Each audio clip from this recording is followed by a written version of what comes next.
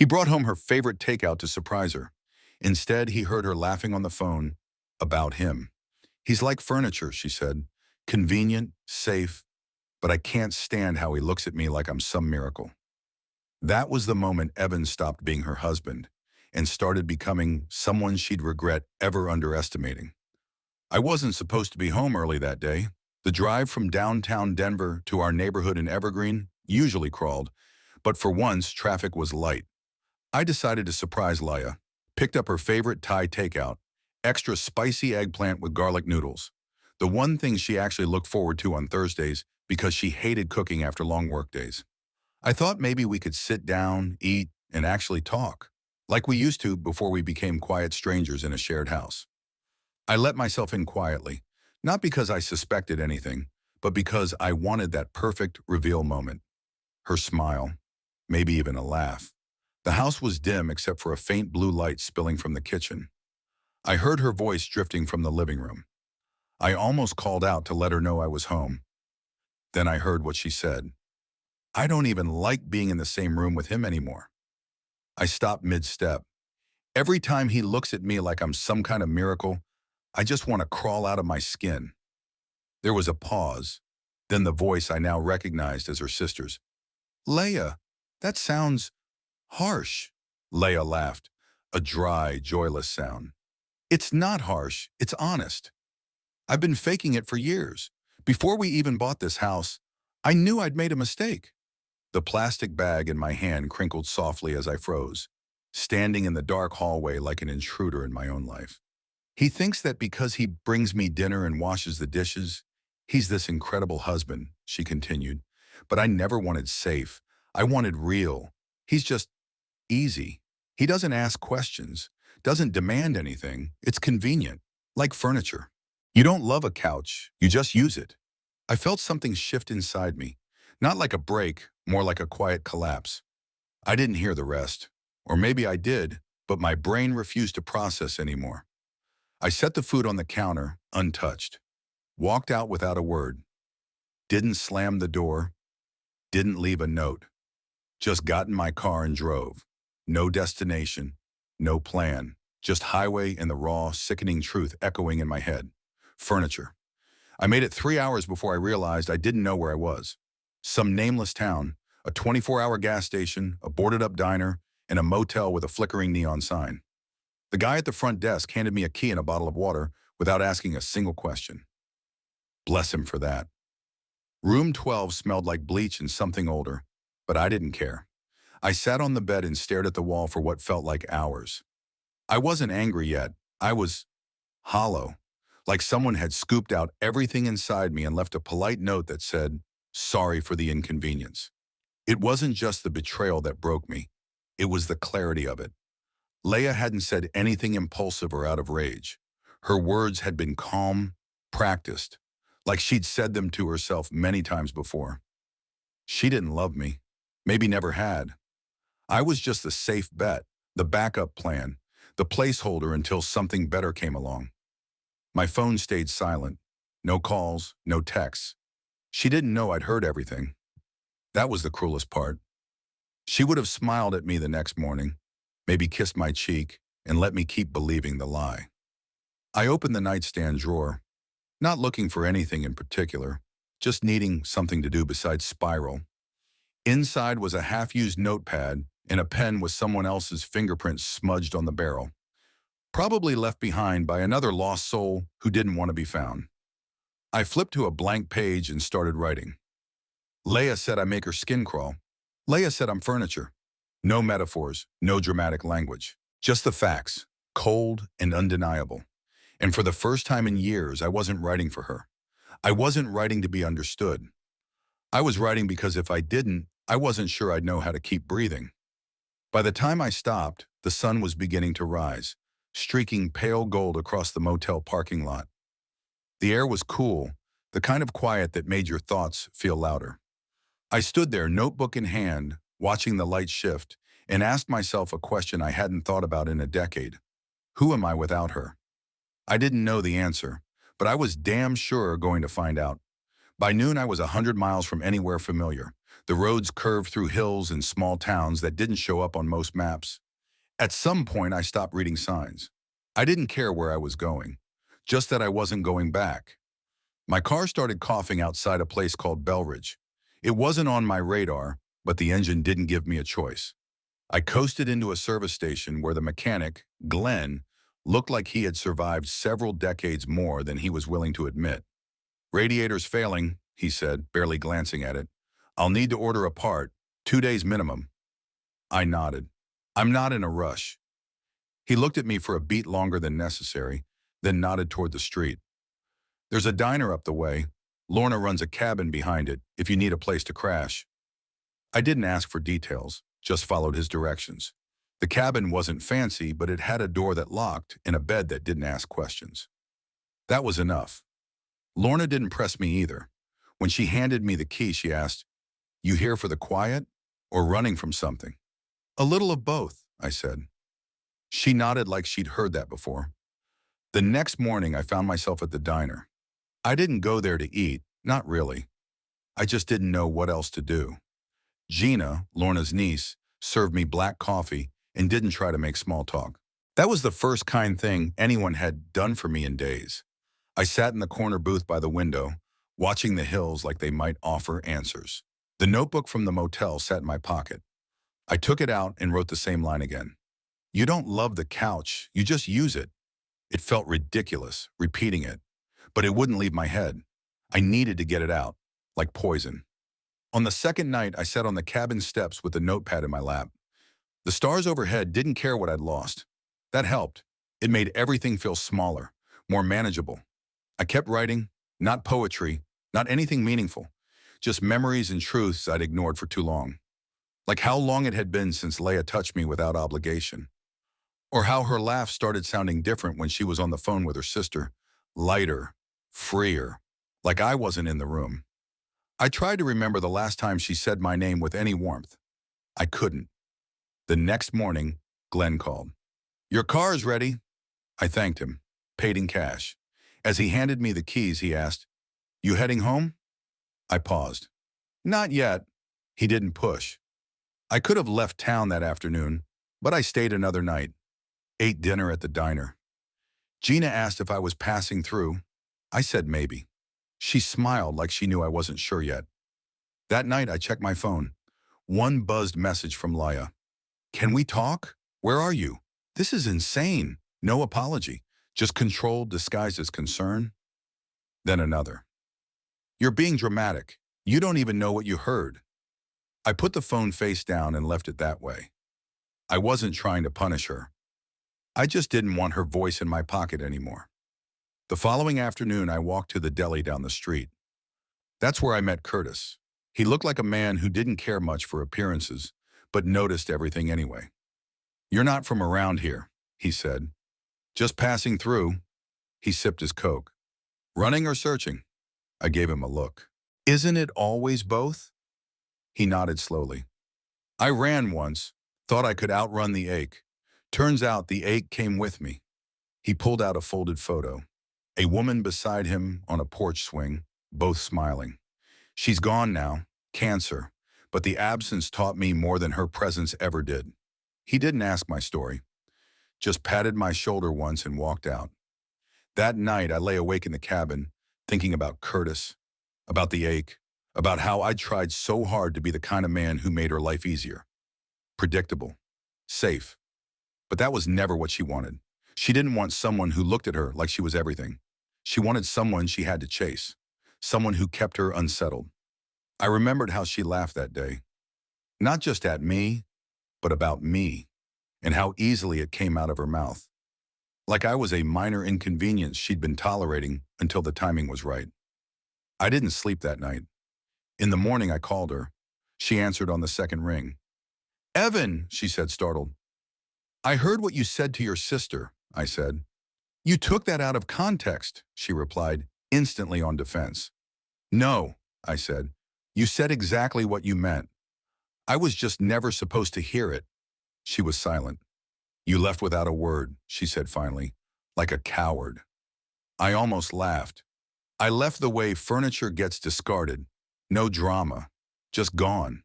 She had no response. And for once, that silence felt like victory.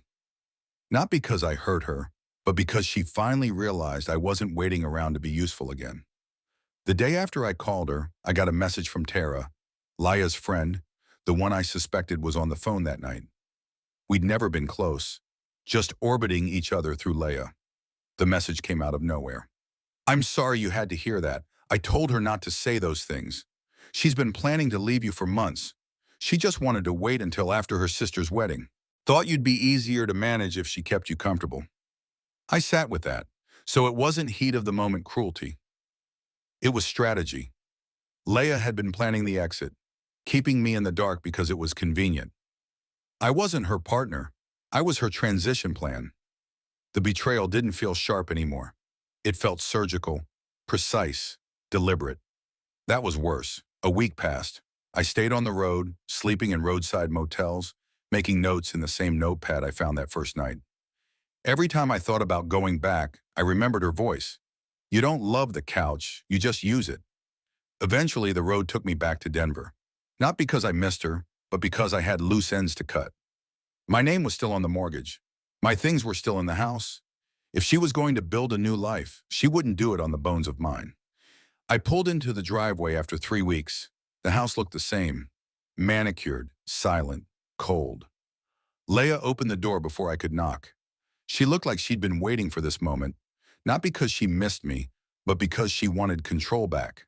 You look tired, she said. I've been living, I replied. She stepped aside. I didn't thank her. I just walked in and looked around at what used to be our life. My office was empty, not packed, erased. The closet, too. My shirts stacked neatly on the floor like they were waiting for goodwill. It was her way of saying she'd moved on, even if she hadn't figured out what came next. You could have asked before touching my things, I said. I didn't know if you were coming back, she answered. You just vanished. I turned to her. You told someone I made your skin crawl. What exactly did you expect me to do? Stick around until you learn to tolerate me again? She crossed her arms.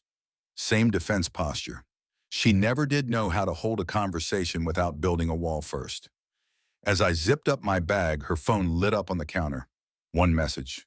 Jared, did he finally come back for his crap? Let me know if I should wait upstairs. I didn't say anything right away.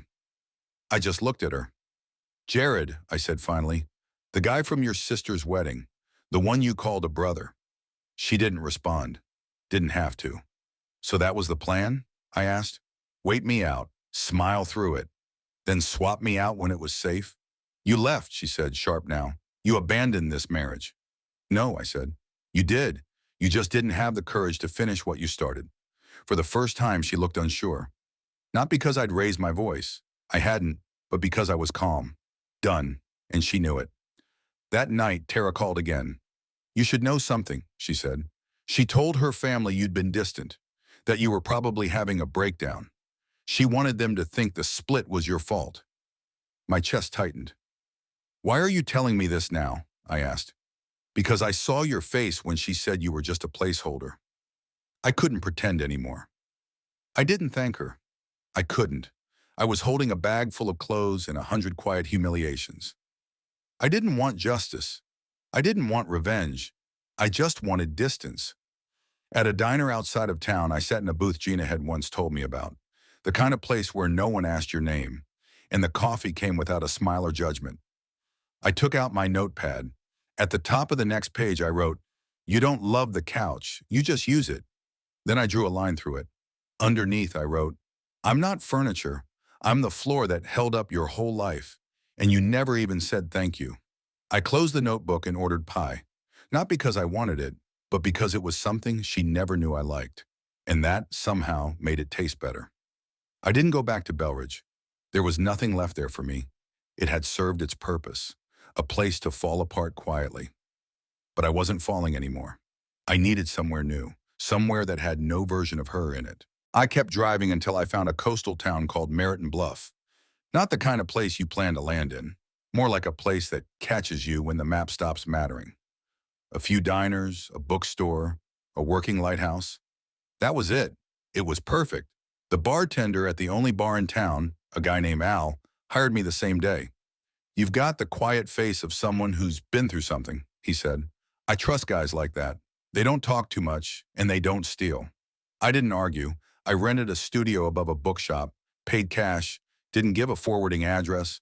There were no memories in the walls, no footsteps to track, no reminders of a woman who once called me her home and later compared me to a couch. At night, I wrote, not because I thought I had anything profound to say, but because the silence needed somewhere to go. Letters I'd never send, questions I didn't want answered, lists of things I'd done right, lists of things I would never do again. The notebook I found in that motel room was almost full. I bought a new one from the shop downstairs, a real journal this time, hardcover, thick pages, something that felt like it might last. One night, weeks after I'd left Denver for good, I got a text from her. Are you happy now? No greeting, no punctuation. Just that cold question, as if she still had the right to know how the story ended. I stared at it for a while. Then I typed back one word, yes, and I meant it. Not the kind of happy that dances through life or walks hand in hand into sunsets, but the kind that comes quietly after chaos. The kind that feels like control, like peace. I was working a late shift when Gina walked into the bar. She didn't recognize me at first, but when she did, her face softened. You look different, she said. Better or worse? She tilted her head, considering. Lighter. We talked a little. Nothing heavy, just two people who once shared silence in the same booth, now sharing it again, but with more comfort. Before she left, she scribbled her number on a napkin and slid it across the bar. I'm not assuming anything, she said, but maybe don't wait until you're lost again to reach out.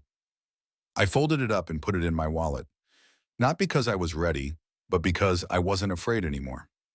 That night, I went home and added one more entry to my journal. Today, I saw someone who reminded me that connection doesn't have to hurt. I didn't write her name. She hadn't earned a place on this page. That was the consequence Leah never saw coming. Not the silence, not the distance, not even the fact that I'd left. It was that I stopped orbiting her, stopped explaining myself, stopped existing on standby for someone who only saw me as convenient. She had wanted control. She got absence. She had wanted freedom. She got forgotten. That's the thing about using people like furniture.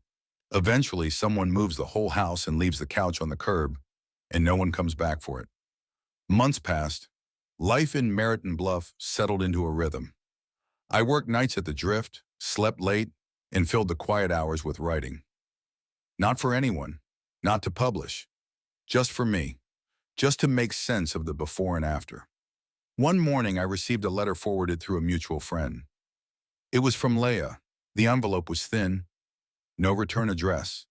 Inside was a single page. I was wrong, about a lot.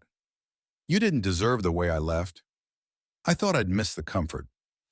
Turns out, I missed the man who made me feel safe without asking for anything in return. I hope you're okay. I hope someday you'll forgive me. I folded the letter and put it in a drawer without responding. It wasn't anger that held me back, it was clarity. I didn't need an apology from the version of her that finally realized she couldn't replace what I gave. Forgiveness isn't a gift you owe to someone who only shows up once they've lost control. Leah's power over me had ended long before her words reached that page. That was the real closure. I started teaching myself how to cook. Nothing fancy, just meals for one. Sometimes I burned them, sometimes not. But it felt good to do something that was only mine. The bookstore owner offered me a part-time shift when I wasn't behind the bar. Said people liked the way I listened more than I talked. I didn't realize how rare that was. I took the job. Every few days I'd read one of the journals I filled, especially the one that started it all, the notepad from that night in the motel. The first line was still there. Leah said I make her skin crawl. I almost tore that page out once, but I didn't. I left it as a reminder, not of pain, but of how far I'd come. One evening, I finally texted Gina. That napkin's still in my wallet. Hope that offer's still open. She replied 10 minutes later, it is. We met for lunch the next day. No big expectations, just two people sitting across from each other, talking about everything but the past. She didn't ask what happened. She just listened when I chose to share. That felt like enough. Maybe more than enough. I didn't fall in love that day. That wasn't the point. The point was I wasn't afraid of connection anymore. Not because I forgot what Laya did, but because I knew it didn't define me. One night as I walked home from work, the ocean breeze sharp in the air, I thought about who I used to be. The man who tried too hard to be useful. The man who mistook convenience for love. The man who stayed quiet so someone else could feel in control. He's gone now, not buried, just released. Sometimes I still hear her voice, echoes from the past. But it's different now. It passes through like background noise. Unimportant, powerless. Because I built a life she never had access to. One with boundaries, one with purpose. One where my worth isn't defined by what I can give or how well I endure. In the last journal entry of that original notebook, I wrote, I am not the couch, I am the man who got up. I am the one who walked away, not because I was abandoned, but because I remembered I could leave. That's how the story ends. Not with revenge, not with dramatic exits or courtroom battles. Just one man finally standing up, walking out, and choosing himself for the first time in years. And that, more than anything, is what Leia lost.